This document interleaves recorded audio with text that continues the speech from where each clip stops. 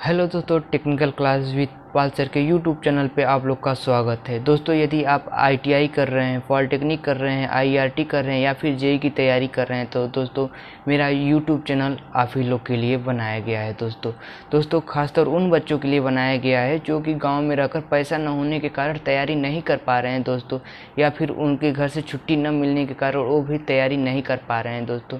तो मेरा YouTube channel उन्हीं लोग के लिए खासतौर से बनाया गया है। तो दोस्तों आप लोग मेरे चैनल को सब्सक्राइब कर लीजिए, वीडियो को लाइक कीजिए और इतना शेयर कीजिए कि ताकि उन बच्चों तक मेरा ये वीडियो पहुंच सके दोस्तों।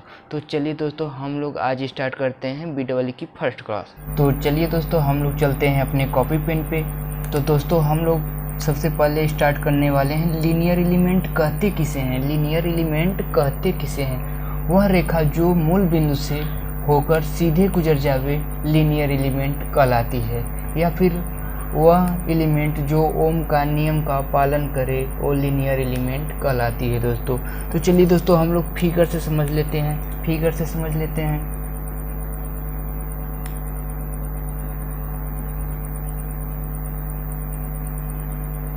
वह रेखा जो मूल बिंदु से, ये मूल बिंदु है, वह रेखा जो मूल बिंदु से सीधे गुजर जावे वे लीनियर एलिमेंट कहलाते हैं दोस्तों। तो ये देखिए, ये दोस्तों ये मेरा लीनियर एलिमेंट है दोस्तों। ये रहा हो गया मेरा लीनियर एलिमेंट है दोस्तों।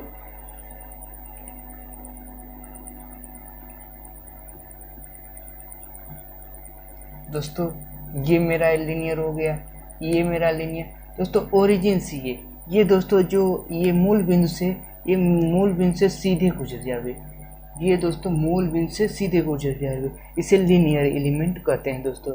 यह लीनियर एलिमेंट है। तो चलिए दोस्तों अब हम लोग देखते हैं नॉन लीनियर किसे कहते हैं। नॉन लीनियर किसे कहते हैं? वह रेखा जो मूल बिंदु से जावे परंतु सीधी रेखा न हो या फिर मूल बिंदु से न गुजरे तो उसको नॉन लीनियर एलिमेंट कहेंगे दोस्तों। या वह एलिमेंट जो ओम का नियम का पालन न करे उसे नॉन लीनियर एलिमेंट कहेंगे दोस्तों। तो चलिए दोस्तों हम लोग देख लेते हैं नॉन लीनियर किसे कहेंगे दोस्तों। नॉन लीनियर किसे कहेंगे दोस्तों? जैसे कि दोस्तों मेरा तो देखिए दोस्तों, नॉन लीनियर दोस्तों ओरिजिन से होकर न गुजरे, या तो फिर ओरिजिन से होकर गुजरे तो सीधी रेखा न गुजरे। जैसे दोस्तों यहाँ मेरा यहाँ से गया और यहाँ से मुड़ गया दोस्तों, यह नॉन लीनियर हो गया, यह नॉन लीनियर हो गया। Non linear, non linear, non linear, यह नॉन लीनियर हो गया दोस्तों, यह नॉन लीनियर हो गया। या फिर दोस्तों यह मूल बिंदु से न गुजरे दोस्तों, जैसे कि यह मेरा मूल बिंदु से नहीं गुजरा दोस्तों, यह भी नॉन लीनियर हो गया दोस्तों। यह सीधी तो है परंतु यह सीधी रेखा है दोस्तों, पर मूल बिंदु से नहीं गुजर रही है दोस्तों, मूल बिंदु से नहीं गुजर रही है दोस्तों। ये मेरा सर्कल देखिए दोस्तों, सर्कल बन गया दोस्तों, यह भी मूल बिंदु से नहीं गुजरा, ये भी नॉन लीनियर में हो गया दोस्तों। ये भी नॉन लीनियर हो गया दोस्तों, ये भी नॉन लीनियर हो गया दोस्तों। इस प्रकार से जो कि मूल बिंदु से गुजरे तो सीधी रेखा में न गुजरे, या फिर मूल बिंदु से गुजरे ही ना, तो नॉन लीनियर कहलाएगी दोस्तों। जैसा कि देखिए आप लोग देख रहे हैं दोस्तों, आप लोग तो समझ गए होंगे कि आप लोग देख के, उम्मीद है दोस्तों कि आप लोग देख के पहचान पाएंगे लीनियर या नॉन लीनियर किसे कहेंगे दोस्तों। जैसे कि मेरा तो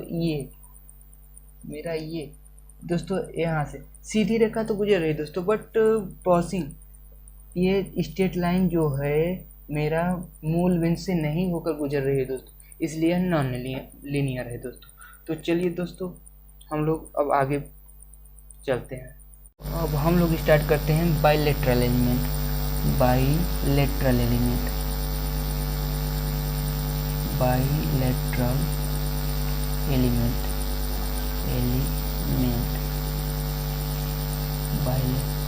बाइलेटरल एलिमेंट का मतलब होता है दोस्तों, बाइलेटरल एलिमेंट का मतलब होता है सपोज दैट सपोज दैट मान लीजिए हमारे पास एक रेजिस्टेंस है, मान लीजिए हमारे पास एक रेजिस्टेंस है दोस्तों, उसमें हमने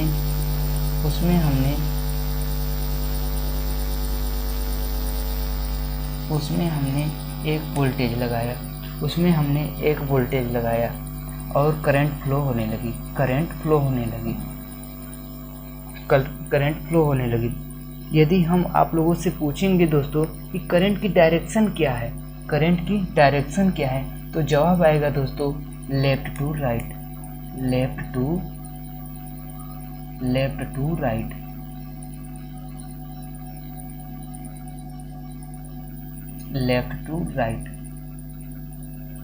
एज पर ओम्स लॉ से V इक्वल टू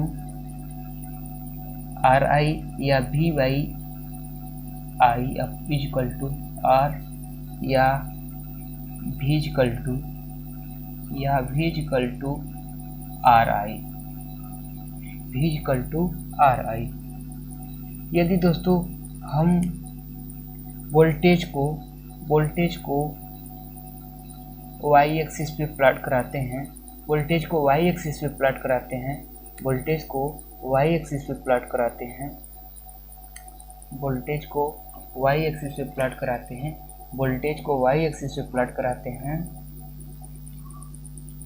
क्योंकि रेजिस्टेंस हमारा कांस्टेंट है, क्योंकि जो फिजिकल कंडीशन है दोस्तों, वो तो चेंज हो नहीं रहा है, जैसे कि ताप, स्ट्रेंथ, लेंथ, ये सब तो चेंज हो नहीं रहा है, तो इसलिए दोस्तों मेरा रेजिस्टेंस कांस्टेंट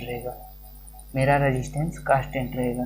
तो y एक्सिस पे हम लोग v को y एक्सिस पे प्लॉट कराते हैं और i को दोस्तों हम लोग मान लेते हैं कि x एक्सिस पे प्लॉट करा लेते हैं।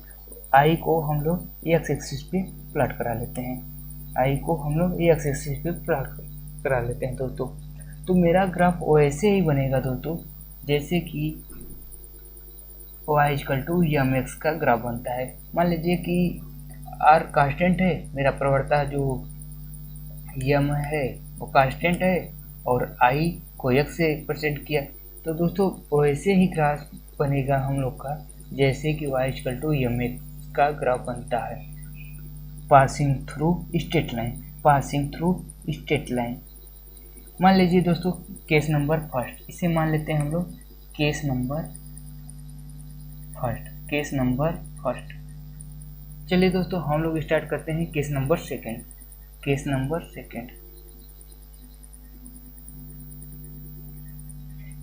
यदि हम वोल्टेज का प्रॉपर्टी जो होता है उसको चेंज कर दें, वोल्टेज की प्रॉपर्टी जो है उसके हम चेंज कर दें, मान लीजिए वही रेजिस्टेंस हम उठा के लिए और वोल्टेज की जो प्रॉपर्टी है उसको हम चेंज कर देते हैं, डायरेक्शन जो चेंज कर लेते हैं, करंट की डायरेक्शन चेंज कर लेते हैं। तो करंट की भी डायरेक्शन चेंज हो गई दोस्तों, तो एज पर ओम्स लॉ से वही होगा V अपॉन I इक्वल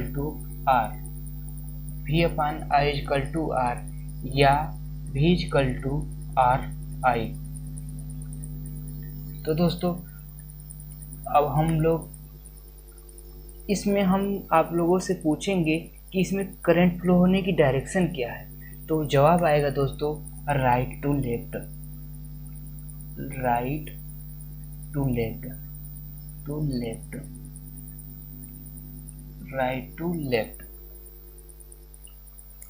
जवाब आएगा राइट टू लेफ्ट।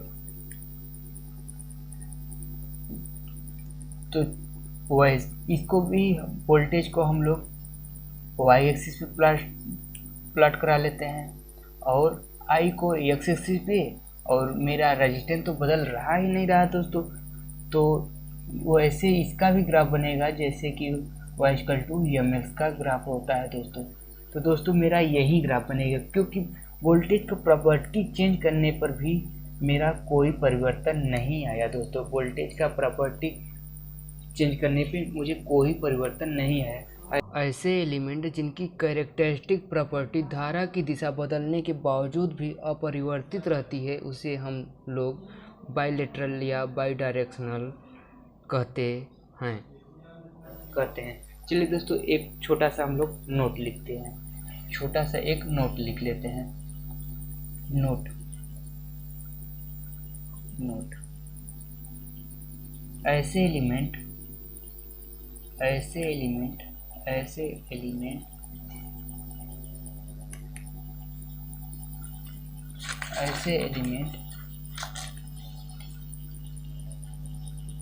जिसकी कैरेक्टरिस्टिक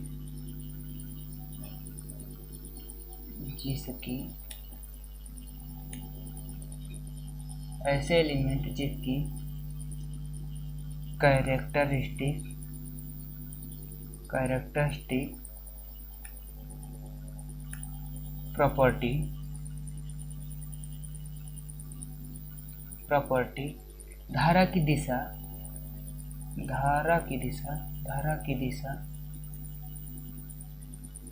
धारा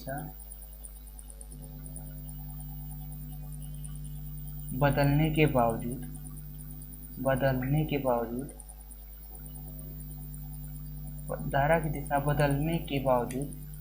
दिशा बदलने के बावजूद भी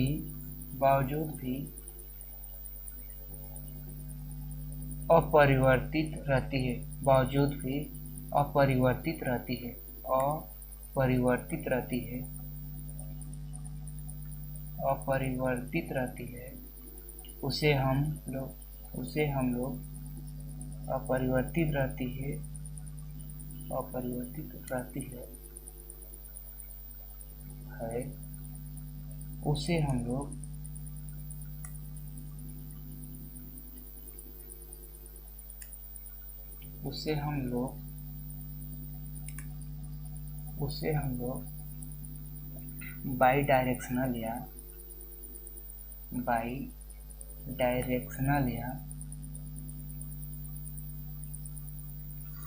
लोग बाइडायरेक्शनल या बाइलेटरल एलिमेंट कहते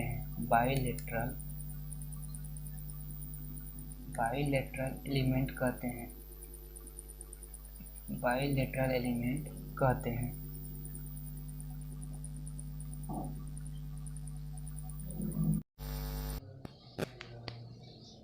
चलिए दोस्तों, वीडियो काफ़ी लंबा होता जा रहा है, तो हम लोग मिलते हैं नेक्स्ट वीडियो में। तब तक यदि पढ़ाया हुआ समझ में आ रहा है दोस्तों, तो एक बार चैनल को सब्सक्राइब ज़रूर करें।